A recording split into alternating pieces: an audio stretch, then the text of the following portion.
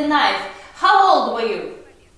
As far as I can remember, I got interested with knife works when I was 18 years old. On the time when I was introduced to the art of Aikido and Mungus. Mungus, by the way, is an art very similar to Silat. Why it was interested for you working with a knife? Well, it started with an incident I had witnessed way back then when I was still young.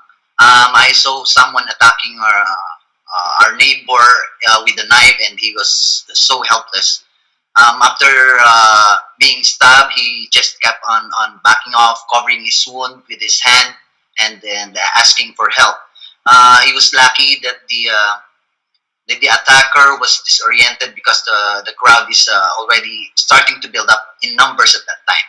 So that's the first time when I came to the realization, asking myself, what if was the victim of the incident is me? So I asked myself, what would be my reaction, and what am I going to do to defend against this man? So then my interest with knife defense started after that. How many years do you teach knife fighting? Well, it's I think it 20 years, more or less 20 years. I'm 43 years old, by the way. Could you mind to share with us about your system that you're teaching? Oh, the name of the system is Laraw Pamuok Filipino Martial Arts. It is an eclectic hybrid system of combat which focuses on mainly on four major systems of the FMA. These systems are Panuntukan, Dumog, Sikaran, and Kali. So all blade art falls under Kali, while the empty hand aspect of the art is under the category of Pamuok, or hand-to-hand fight. Could you mind to share with us about 5 main principles that underlines in your system? Well, I always put awareness on top of everything. So knowing facts about knife fighting, like human behavior and psychology, anatomy, medical implications of knife attacks, etc., should always comes first before the actual practice. Secondly, we respect the blade, meaning we always focus on the whole course of combat. So we make sure that it is always secured the whole time, and because we believe that as long as it is still on the knifer's hand, that the threat and danger is still there. So we focus on awareness. The first and foremost is for us is being aware. Could you mind to share with us about certain steps how you start teach some students? Of course, beginners like ages 12 or from 8, or kids from ages like that, we don't teach knife works. We only teach students at the age of when they reach a certain level, like 14 years old or 16 years old. So we teach them basic striking. Then then then as they progress with it, we added, we add some other stuffs, like how to defend or to block that attacks, and then going to advanced level. It depends on how old he is. If he is a minor, I can teach him a knife first. Maybe I can teach him and combat first, and then proceeding to knife. But if he is a teenager or in legal age, then That's the time I teach him the system. Does it important for you to make a psychological preparation for the person? Oh yes, yes. It's very essential to be psychologically prepared before indulging in any type of fighting arts, especially when we are talking about bladed combat. So proper mind setting is crucial to be able to withstand and control your emotions from the nastiness of night encounters.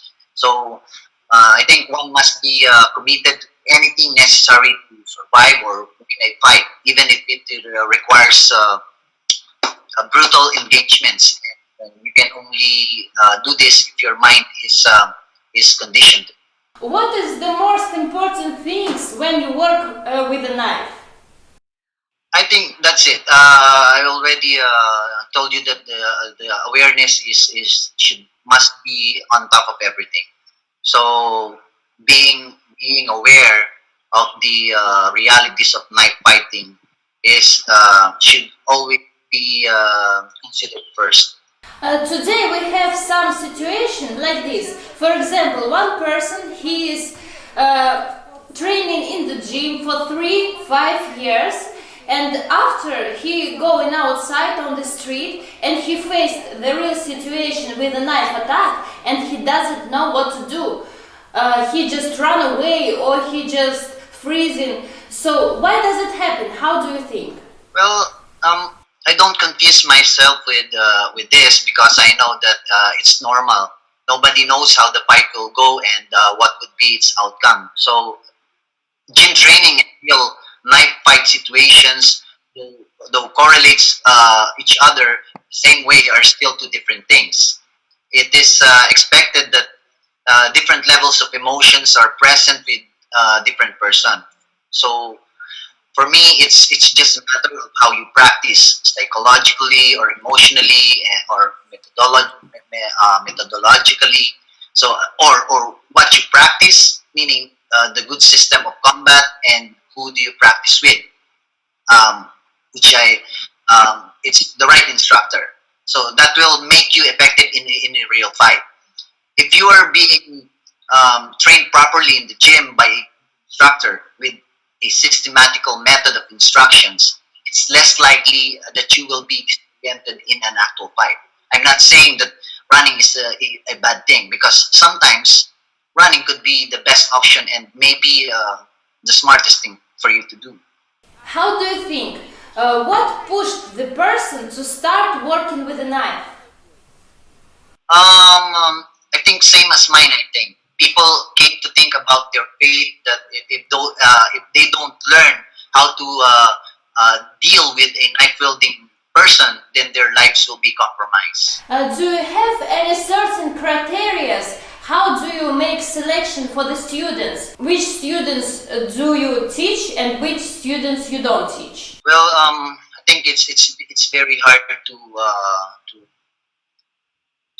choose a student. If somebody come to me for instruction, then as a teacher, I must teach him. But on the process, if I see like not so good things about him, then maybe I can, I can prolong the training or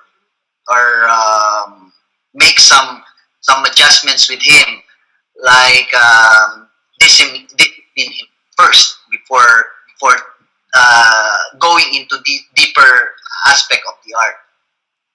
Thank you. So yeah, I don't choose student.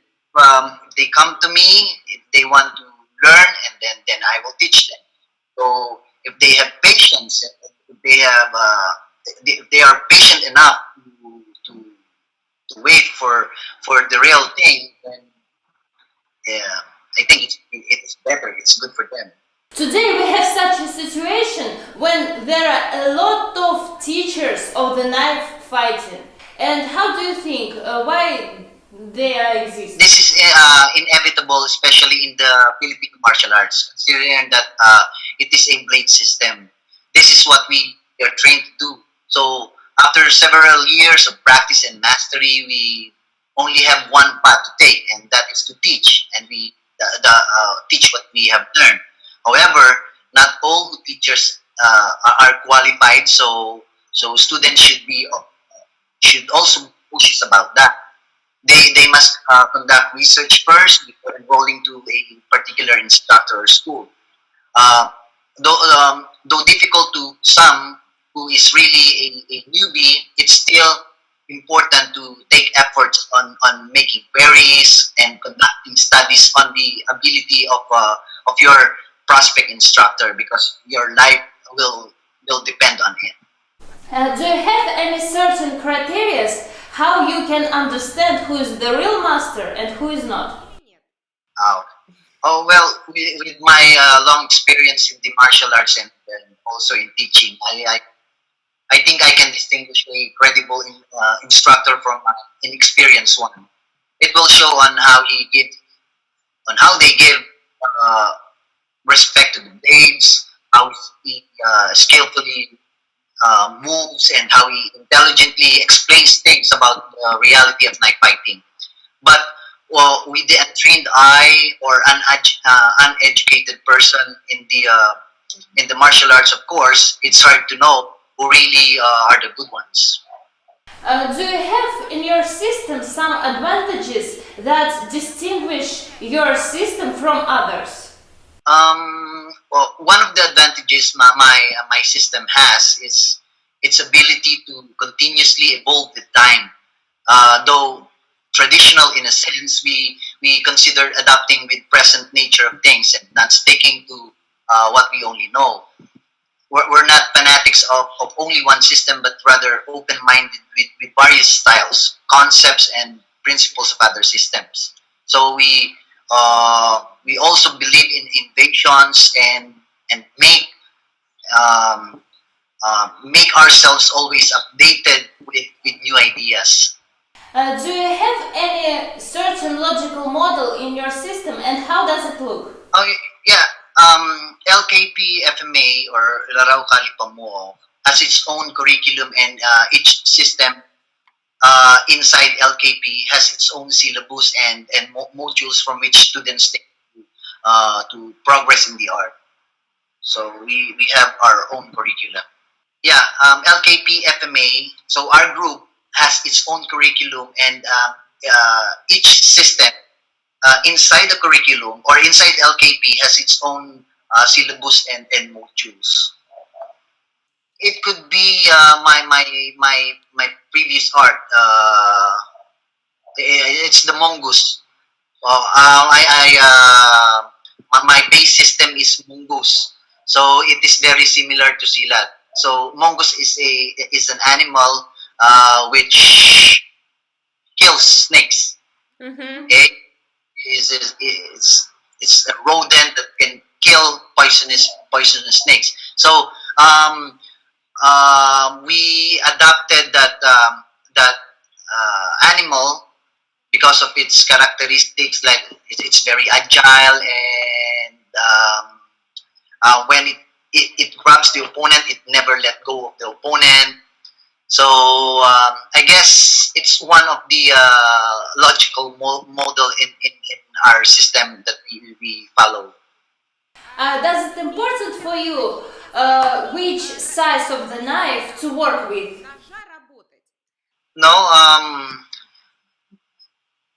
if you were if you practice it for a long time, it doesn't matter if you have a long or a short knife. So um, it depends on the distance you're working. So if you have a short knife, then um, automatically you'll play on the short ranges like the Porto. And if you have longer weapons, then you must use your distance, or yeah, make advantage of your distance. So it doesn't matter if you have short or longer weapons. Could you mind to share with us? Do you have any certain differences when you teach people to work with the knife and to work with the sticks? The knife fighting and stick fighting have have certain principles which are they're really similar. But the only difference is the stick is meant to hit what, solid objects like, or I mean, it meant to hit bones like that, something like that. So it is a blunt weapon and an impact weapon. Unlike knife has edges, so it is more on cutting, on slashing, and stabbing as well. Mm-hmm. So it's very close system, knife and it's the mechanics how you handle with it are very close, very the same, very similar. Do you have in your system some certain tactics and strategy? Oh yes, we do. I believe every system has, and in my system there are enormous, or there are plenty. The most common I can share is distract, destroy, and escape principle, which we use in both empty hands and bladed fighting. So we also follow the concept of simplicity, especially when we talk about real fight situation. Well, what I mean with simplicity is subtracting what is unnecessary and adding what is truly essential. How do you think does the knife has some future in 21st century? With this present condition where carrying blades are just common and knife-related crimes are becoming rampant, weapon training schools will spring out all over the place, and people will be into it. So I guess it will become popular in the years to come. What you can recommend to the people that just decided to start working with the knife? I can what I can say is they really have to learn the science and art of knife fighting, because with the situations that are happening nowadays, um, in able to be able to prepare for such situation, they must know something, or they must know uh, about some things on how to defend against a knifer or knife attacks. So I can recommend that they start learning martial arts, not knife alone, or not only the knife system, but everything in the martial arts, like empty hand system, like how to like the grappling, wrestling, and also steep work, or kali. So that's what I recommend. So the next question is, does the Philippine system of the stick fighting is similar to the African stick fighting? I don't know. I don't know about that, but since we have, I think so. Maybe because we only have two hands, so it's the same body structure. So maybe it has similar techniques, or similar strategies on other systems of stick fighting.